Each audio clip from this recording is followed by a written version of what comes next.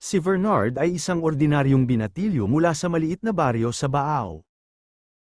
Araw-araw, gigising siya ng madaling araw para tumulong sa kanyang nanay na magtinda ng kakanin sa palengke.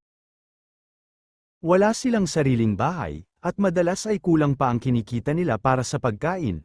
Kahit mahirap ang buhay, hindi nawawala ang pangarap ni Bernard.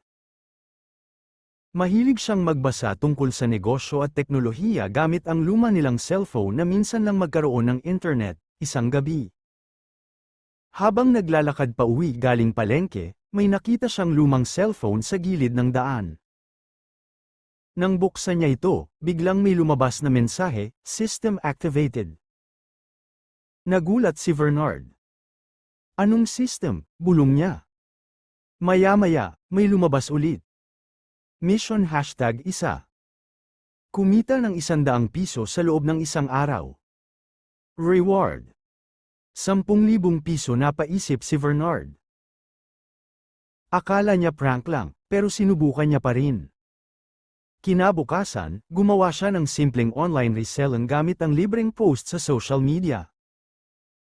Nakabenta siya ng 2 pares ng tsinelas at eksaktong kumita ng 100 piso. Pag-uwi niya, nag-vibrate ang cellphone.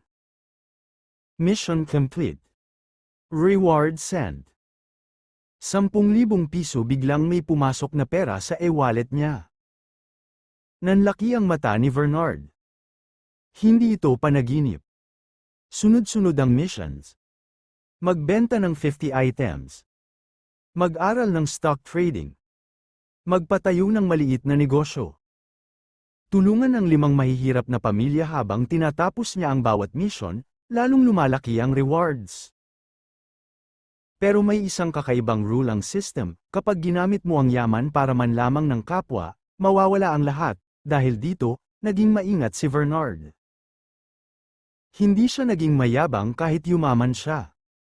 Sa halip, nagtayo siya ng grocery store, apartment business, at scholarship program para sa mahihirap na estudyante sa kanilang baryo.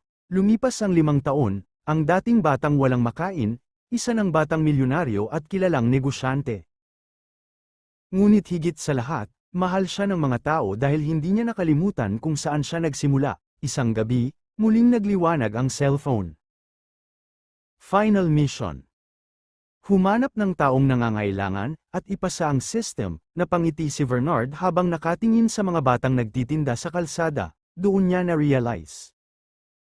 Ang tunay na purpose ng system ay hindi lang para yumaman, kundi